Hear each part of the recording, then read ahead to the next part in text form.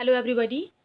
जैसा कि हम लोग ट्रांसफ़र ऑफ प्रॉपर्टी एक्ट को समझ रहे हैं, तो आज हम लोग समझेंगे सेक्शन 53। सेक्शन 53 डील करता है फ्रॉडुलेंट ट्रांसफ़र। फ्रॉडुलेंट ट्रांसफ़र क्या होती है? जैसे कि आपको नाम से ही समझ में आ रहा होगा कि फ्रॉडुलेंट मीन्स कि कोई ट्रांसफ़र जो है फ्रॉड तरीके से किया गया है, तो वो आपका हो जाएगा फ्रॉडुलेंट ट्रांसफ़र। ओके, तो यहाँ पर मैं आपको बताना चाहूँगी कि जो फ्रॉडुलेंट वर्ड जो है आईपीसी सेक्शन, यहाँ मैं नोट करते जा रही हूँ, आईपीसी सेक्शन 25 में भी डिफाइन किया गया है। आप आईपीसी सेक्शन 25 खोल के देखेंगे तो फ्रॉडुलेंट वर्ड का यूज किया गया है, जिसमें बताया गया है कि कोई भी कार्य, कोई भी वर्क जो गलत इंटेंशन से, रॉन्गफुल इंटेंशन से किया जा रहा है, इंटेंशन वर्ड का यूज किया गया है। ओके, रॉन्गफुल इंटेंशन से किया जा रहा है जिससे किसी को रॉन्गफुल नुकसान या फ़ायदा होता है, तो वो आपका फ्रॉडलेंट हो जाएगा। ओके, फ्रॉडलेंट हो जाएगा।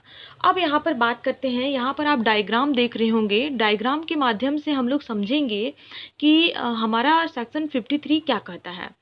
सेक्शन 53 देखिए, यहाँ पर ए व्यक्ति है और बी व्यक्ति है। ए व्यक्ति को क्या होती है कि कुछ मनी की आवश्यकता होती है, पैसे की आवश्यकता होती है। पैसे की आवश्यकता होती है तो बी के पास जाता है, बी से बोलता है कि मुझे जो है कुछ पैसे की आवश्यकता है, तुम दो मुझे। बी बोलता है कि ठीक है, मैं तुम्हें पैसे जो है दे दूंगा, लेकिन मुझे कुछ ऐसा मैं कैसे जानूंगा कि तुम मुझे फिर वापस करोगे पैसे? हो सकता है कि तुम आगे आने वाले समय में पैसे को वापस नहीं कर सकते हो। 5 लाख रुपीज़ की ज़रूरत थी ए को, और जाता है बी के पास। बी कहता है कि ठीक है, मैं तुम्हें 5 लाख रुपए दे दूंगा, लेकिन मुझे कुछ सिक्योरिटी के तौर पर कुछ दो। ए के पास क्या रहता है? ए के पास जो है एक हाउस रहती है, हाउस रहती है। ओके, हाउस रहती है, तो वो सोचता है कि ठीक है, तो तुम मुझे 5 लाख रुपीज़ दे दो, मैं तुम्हें हाउस जो है कुछ टाइम के लिए मैं तुम्हें गिरवी रख रहा हूँ, मीन्स कि बंधक जिसे आप कह सकते हैं। प्लेज या मॉर्गेज, प्लेज मीन्स आपने कॉन्ट्रैक्ट में पढ़ा होगा, और मॉर्गेज आगे हम लोग पढ़ेंगे। तो बोलता है ए कि ठीक है, तो तुम जो हो कि मेरा हाउस जो है, जब तक मैं तुम्हें 5 लाख रुपीज़ नहीं दे देता हूँ, तब तक तुम जो हाउस जो है सिक्योरिटी के रूप में रखो। ओके, अब क्या होती है कि अब यहाँ पर एक ए जो है कुछ समय के बाद में उसे लगता है कि 5 लाख रुपया तो मैंने ले लिया, लेकिन मैं जो हूँ 5 लाख रुपया मेरे पास आए नहीं, मैं इसे अब बी को वापस नहीं कर सकता हूँ। ओके, वापस नहीं कर सकता हूँ, वापस नहीं कर सकता हूँ। तो अब क्या किया कि ए जो है अपना दिमाग लगाया। ए सोचा कि अब मैं दिमाग लगाता हूँ। अब उसने क्या दिमाग लगाया? दिमाग लगाया कि मैं क्या करता हूँ कि ये अपनी जो हाउस है उसको क्या करता हूँ, सी व्यक्ति मीन्स कि सी जो है उसको मैं बेच देता हूँ, तो इससे मुझे और भी पैसे मिल जाएंगे। और सी को क्या पता कि भाई मैंने जो है बी को अपना जो घर है उसको गिरवी रखा हूँ या बंधक दिया हूँ, तो सी को पता भी नहीं चलेगा, और मैं जो हूँ हाउस को बेच भी दूंगा। इधर से भी 5 लाख रुपए आ जाएगा, फिर इधर से भी 10 लाख रुपए आ जाएगा। मेरे पास 10-15 लाख रुपए का हाउस होगा, तो ऑफकोर्स 10-15 लाख रुपए आ जाएगा। तो यहाँ पर ए क्या किया कि ए ने एक तरीके से ट्रांसफ़र जो किया प्रॉपर्टी को, वो क्या हुआ? फ्रॉडलेंट ट्रांसफ़र हुआ। क्या हुआ? Fraudulent transfer. अब यहाँ पे अब हम लोग चलते हैं, बेयर एक्ट पढ़ते हैं। बेयर एक्ट को हम लोग निकालते हैं। बेयर एक्ट से हम लोग समझेंगे क्या चीज़ कहना चाहता है। बेयर एक्ट देखिए, every transfer of immovable property made with intent to defeat और delay the creditors of the transfer shall be voidable at the option of any creditor so defeat or delay। यहाँ पर क्या हुआ? यहाँ पर कहना चाहता है बेयर एक्ट, यहाँ पर यही कहना चाहता है बेयर एक्ट कि मीन्स कि क्रेडिटर जो है, क्रेडिटर क्या कर सकता है कि मीन्स डेप्टर के जो भी आपने डिफीट एंड डिले किया कोई भी ट्रांसफ़र के लिए, तो आपका जो है ट्रांसफ़र को वाइडेबल घोषित करा सकता है। ओके, वाइडेबल घोषित करा सकता है क्रेडिटर। यहाँ पर आप देख रहे होंगे कि जो सेक्शन 53 है उसको 2 पार्ट में डिवाइड किया गया है, जैसा कि मैंने अभी बेयर एक्ट का पढ़ के बताई।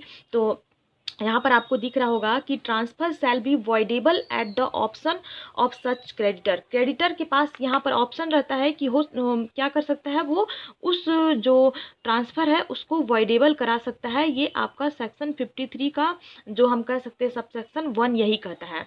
एंड सबसेक्शन 2 क्या कहता है, इस सबसेक्शन 2 समझने से पहले थोड़ा मैं बेयर एक्ट के जो 2-3 पॉइंट है उसको भी डिस्कशन करा लेती हूँ। जैसे कि nothing is this in this subsection shall impair the rights of a transferee in good faith for consideration। यहाँ पर देखिए, जैसे कि आपको मैंने बताई कि ये जो बंदा था, अदर पार्टी था, उसने क्या किया कि गुड फेथ में, ओके, गुड फेथ में इस हाउस को खरीद लिया। उसको क्या पता कि बी से भाई इसने क्या किया है, मॉर्गेज किया है, गिरवी रखा है अपना घर को, और इसने क्या किया, गुड फेथ में इस हाउस को खरीदा है। तो उसने क्या किया कि कंसिडरेशन देके, मीन्स प्रतिफल देके उस हाउस को खरीदा है।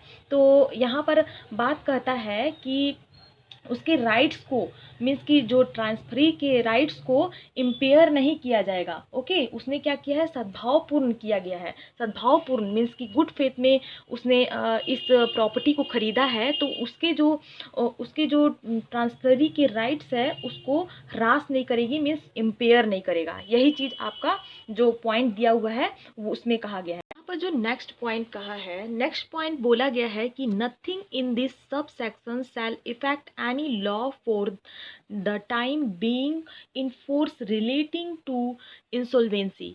बोला गया है कि इंसॉल्वेंसी जो रिलेटिंग टू इंसॉल्वेंसी है, ये सेक्शन 53 में लागू नहीं होता है, सेक्शन 53 में लागू नहीं होता है। एंड नेक्स्ट पॉइंट क्या बोलता है बेयर एक्ट। बेयर एक्ट कहता है कि अ suit instituted by a creditor which term includes a decree holder whether he has or has not applied for execution of his decree to avoid a transfer on the ground that it has been made with intent to defeat or delay the creditors of the transferor shall be instituted on behalf of or for the behalf of all the creditors।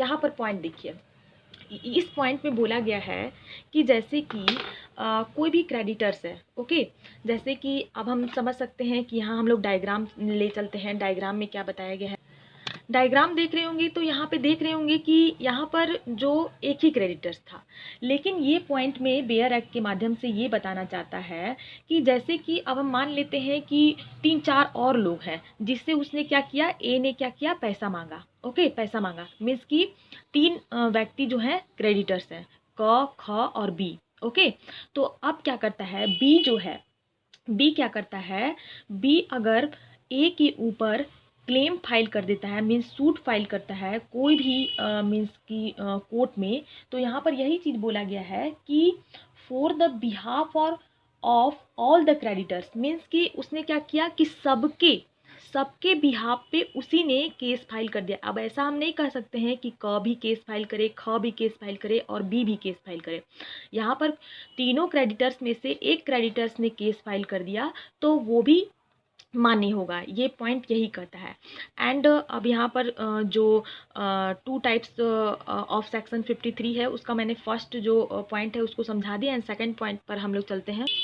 Second point यही कहता है, gratuitous transfer made with intent to defraud subsequent transferee shall be voidable at the option of such transfer. यहाँ हम लोग चलते हैं अब diagram की ओर। डायग्राम क्या करता है, डायग्राम के माध्यम से हम लोग समझेंगे।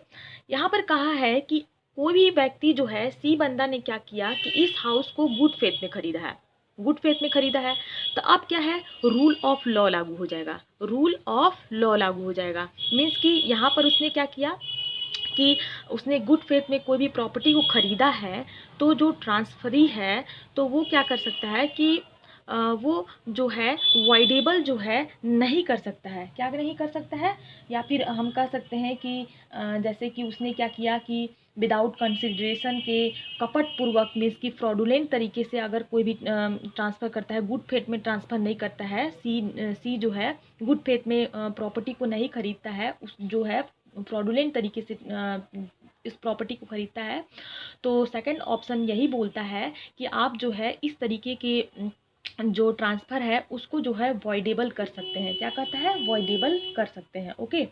अब यहाँ पर जैसे कि आपने जो है कौन से कोर्ट में आप जो है केस फाइल करेंगे, जैसे कि आप जो है सिविल जो प्रोसीजर कोड है मीन्स सीपीसी के ऑर्डर 21 में बताया गया है उस वहाँ पर प्रोसीडिंग चलेगी। सीपीसी का जो ऑर्डर 21 है जो डील करता है अटैचमेंट ऑफ प्रॉपर्टी।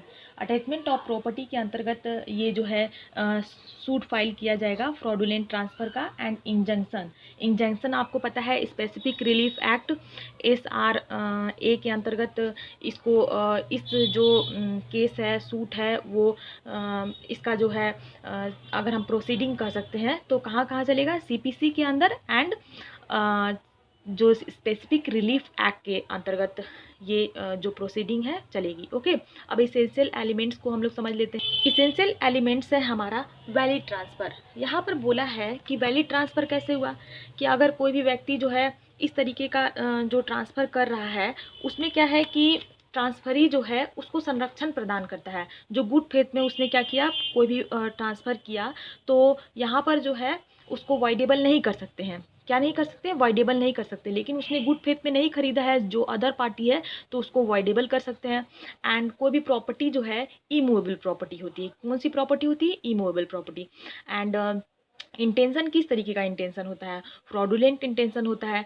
कोई भी जो क्रेडिटर के द्वारा कोई भी जैसे डेप्टर के द्वारा कोई भी ऐसा काम किया जाता है या फिर ऐसा ट्रांसफ़र किया जाता है तो ये कौन सा इंटेंशन के थ्रू किया जाता है? फ्रॉडुलेंट इंटेंशन के थ्रू। एंड जो फोर्थ पॉइंट है इंटेंट टू डिफीट और डिले क्रेडिटर्स ऑफ ट्रांसफ़र। यहाँ पर ट्रांसफ़र ने क्या किया? जो ए बंदा था उसने क्या किया? क्रेडिटर्स के जो इंटेंट है उसको डिफीट एंड डिले किया। दो वर्ड को ध्यान से समझिएगा। डिफीट मीन्स क्या किया? विफल करने के लिए। उसने सोचा कि अगर मैं उस जो मेरी हाउस है उसको मैंने जो सिक्योरिटी के रूप में रखा है उसको अगर मैं किसी को बेच देता हूँ तो क्या हो जाएगा कि हमारा जो क्रेडिटर से मैंने क्या किया है, लोन लिया हूँ, मैंने जो पैसा लिया हूँ वो विफल हो जाएगा, नहीं तो देरी हो जाएगी। ओके। तो ये आपका इसेंशियल एलिमेंट्स हो जाएगा। एंड फिफ्थ पॉइंट है any creditors so defeated and delayed. And इस तरीके से क्या होगा? क्रेडिटर्स को डिफीटेड होंगे एंड डिलेड होंगे। कोई भी जो काम है उसमें देरी होगा एंड विफल होगा। तो यही चीज़ आपका इसेंशियल एलिमेंट्स है। And don't forget to subscribe my channel Nirvila classes को आप ज़रूर सब्सक्राइब करेंगे। एंड जो मेरी मेहनत है उसको आप जो है अप्रिसिएट करेंगे, कमेंट करेंगे। And thank you.